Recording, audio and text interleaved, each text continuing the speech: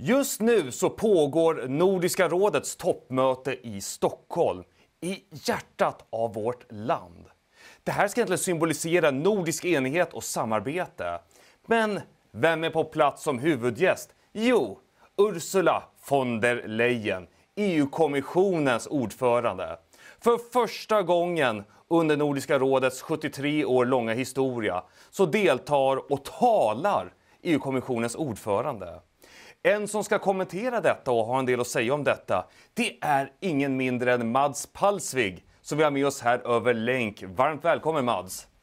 Många tack, Victor. Otroligt roligt att ha dig här. Och vi har ju kunnat prata utan problem på svenska och danska. Men jag vet att det är en del svenskar, för det här är framförallt en svensk publik, som har lite svårt att förstå när man pratar danska. Så vi kommer att ställa frågorna och ha diskussionen på engelska så att ni kan hänga med.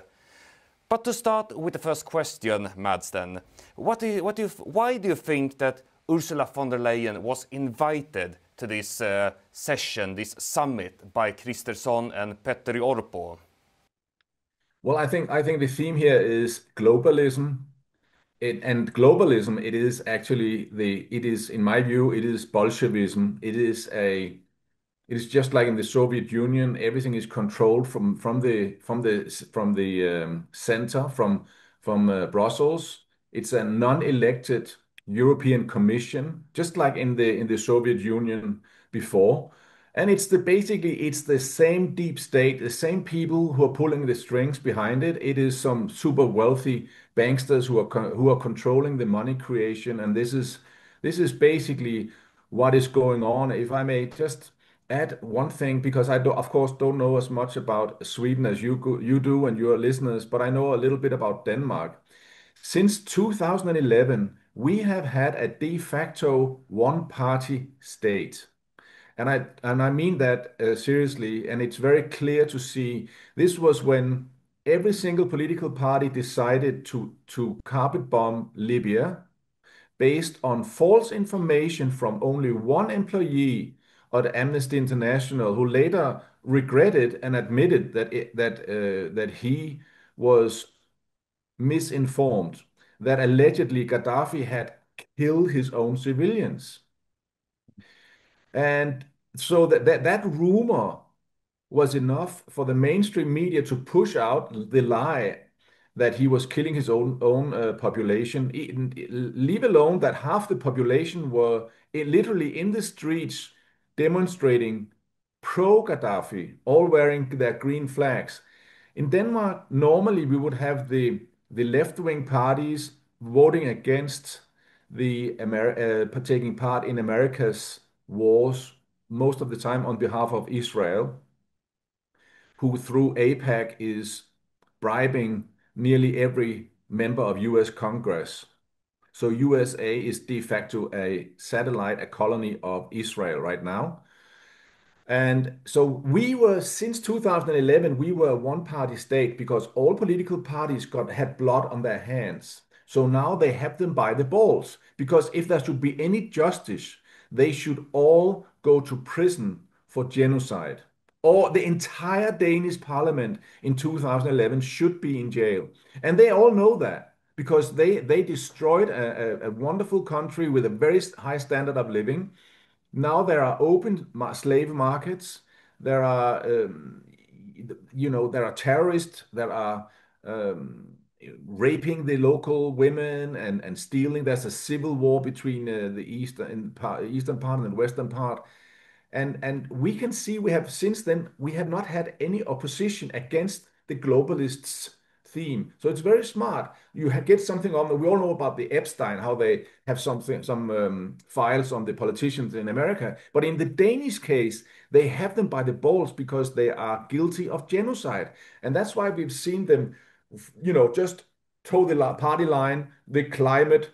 There is no man-made climate change. It doesn't matter because they just say all these absurdities. And then we saw during the corona, out of 179 members, they all believed the hoax, the lies that you should wear a mask when you are sitting down, but not when you are standing up, and you should inject yourself and your family. with poison against the annual flu, against an imaginary virus that has never been isolated. So we can see now, I cannot find a single example where there has been any disagreement since 2011. That's a really interesting but also dangerous and worrying development. But if we return to von der Leyen and the Nordic Council Summit, it was founded in 1952. Sweden became a member of the European Union in 1994, Denmark in 1973, if I'm not mistaken. Finland, I don't really remember when they became a member. Norway and Iceland are not members. So would you say that the Nordic Council that has fostered this unity, this free movement between the countries, that it could serve as some kind of threat or alternative to the European Union, and that von der Leyen wants to secure that the Nordic countries are serving or are lying beneath the European Union? Yes, of course. In theory, if we had any real democracy, then of course the European people would be against these psyops of injecting poison in the population, of this needless warmongering against Russia that is taking place. There is zero danger of Russia wanting to invade Sweden or Denmark or Finland. And so basically, I think von der Leyen is basically a testament to their arrogance and their self-confidence, that they know that they have bribed all the politicians, certainly in Scandinavia, not all of Europe. There are few exceptions in some countries where there are real politicians working against the European Commission. But in Scandinavia, there are none. Some people talk about Elsa Whitting. Is that her name? Exactly, Elsa Widding, yes. So she might be an exception. You would know more about that than me. But I think it's a tour de force. This is van der Leyen going in and kind of showing you are our bitches. You do as you're told, and we know it. Ha ha ha. This is arrogance. Mm. And we saw it during the press conference yesterday, during Tuesday, that among all the Nordic leaders, she was in the center. She was in the middle of both Kristersson, Orpo, Jonas Gahr Støre, and Mette Frederiksen. Would that also be some kind of symbolism or signal that they are submissive to the European Union and the European Council? Yes, I think it is spot on. I totally agree, and I think it's very dangerous. Right now, the politicians certainly would be open if they could get away with sending Swedish and Danish young men down into the meat grinder in Ukraine, fight alongside the Ukrainians against their Russian brothers. They would be open for that. They can't get away with it because people are not quite as gullible as they were. It's very close, but not as much as they were in 1940 and in 1914, where they believed the stories about how the Germans were spearing babies to the church doors, right? All were hoax, all were lies. And now people are not willing to do that. So instead, they decided to keep the war going in Ukraine for as many years as possible. When it started, I predicted it would be between 4 and 6 years, because World War One was 4 years, World War Two was 6 years, and I think this one they want to keep it going 4 to 6 years. And it's just like World War One and World War Two. It's a white genocide. They want to kill as many white Christian people as possible in accordance with the Kalergi plan written by Coudenhove Kalergi in 1925 in his Praktischer Idealismus, where he basically stated that the European white Christian people should be genocided by mass immigration of black and brown people to create and this is not my words, this is Coudenhove Kalergi's words, mongrel race. And the only race that should stay pure is the Jewish race, and they should be controlling Europe. And why am I saying this? I'm saying this because van der Leyen had the arrogance, the chutzpah, to go out and say Europe is based on Talmudic values. Yeah, she said that at the Ben-Gurion University, I think it was about 3 years ago, when she received an honorary doctorate, if I'm not mistaken. Very well done, Victor. You know your homework. Well done. But the Talmud, in the Talmud it says, "Kill the Gentiles, even the best of them." Mm. In the Talmud it says you're allowed to rape Gentile women. In the Talmud, pedophilia is allowed. And we can just see with all this surveillance we have going on right now that they haven't been able to catch all the pedophiles is a testament to that she's right. We are living, we are suffering a Talmudic world order. And the same thing goes with all the mass rape of Swedish women, for example, by illegal immigrants and immigrants, and they are not going. They're just set free. It's maybe not as bad as in England right now, where they are, raping children, and they are not Urban even going gangs, to court. exactly. So yeah, so it is a de facto Talmudic world order we are suffering right now, and it is a white genocide. And if you look at all the wars, it's somewhere between 90 and 98% of all military casualties the last 200 years have been white Christian people. And we're watching it right now in Ukraine, just as you mentioned. I'm just gonna turn for a quickie to our viewers. Ni vet väl om att alla de här sakerna som vi tar upp här, det kan ni läsa om på FrihetsNytt. Vi har skrivit om Nordiska rådets toppmöte, vi har skrivit om krafterna bakom kriget i Ukraina, men vissa saker kan ni bara läsa om ni är prenumeranter. Då stöttar ni oss ekonomiskt, gör det möjligt för oss att växa, bli ännu mer professionella och ännu bättre. Så säkra din prenumeration redan idag, få tillgång till precis allting på vår sida.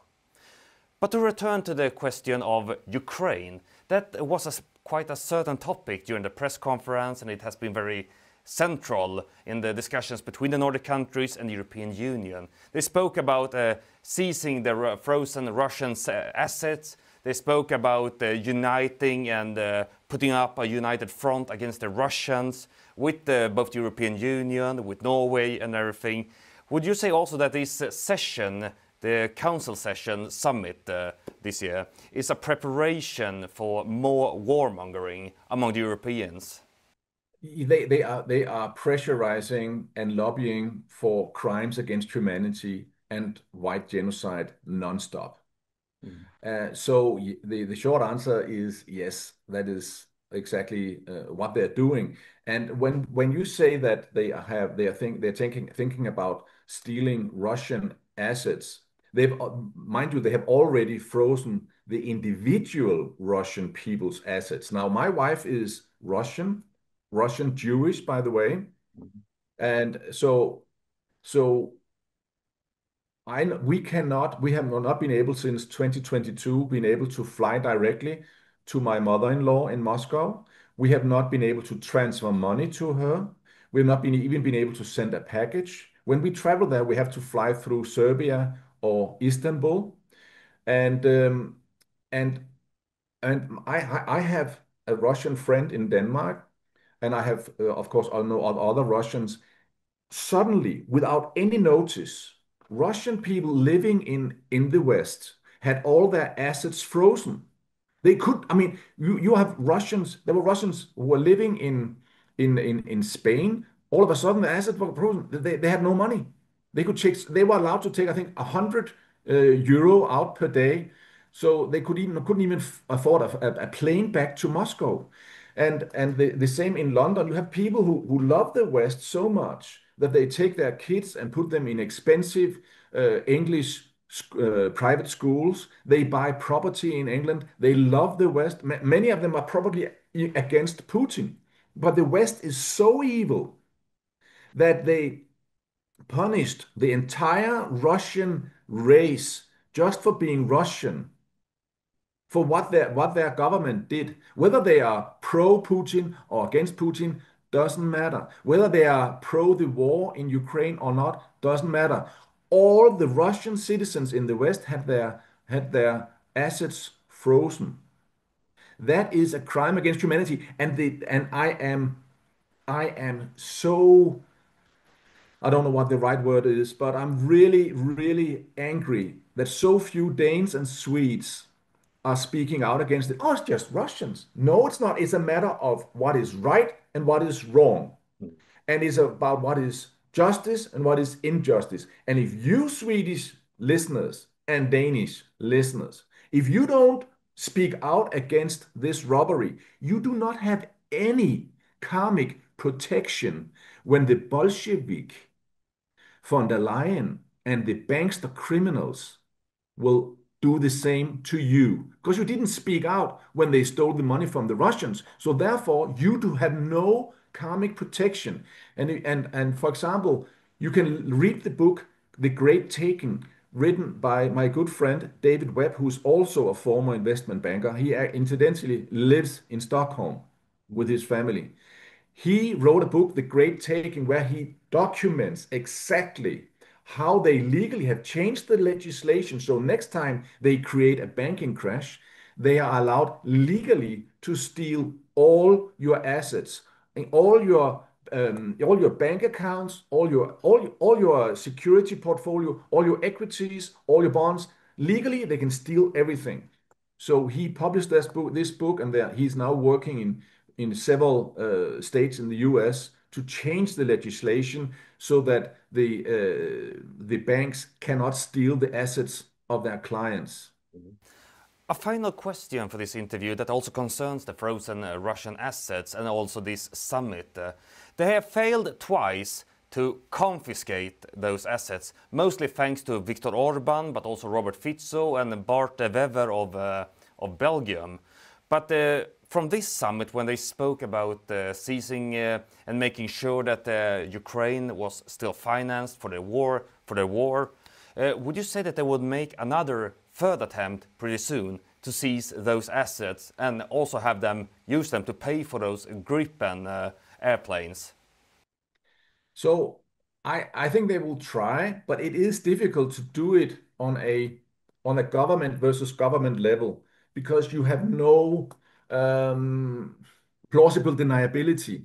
The government can say after the war is over, when the Russians are mad that they froze their money, the government can say, well, we didn't do it. It was the banks that did it. We didn't, we just said it might be a good idea to freeze them, and all the banks, it was the private sector that did it to you. So the governments of Europe will wash their hands and say they have nothing to do with it.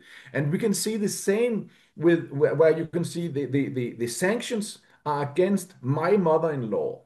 She cannot travel here. We cannot transfer money to her. The sanctions are against her. 95% of all Western companies are still operating in Russia. America's war machine is run on Russian oil. They just buy it through Azerbaijan and Kazakhstan.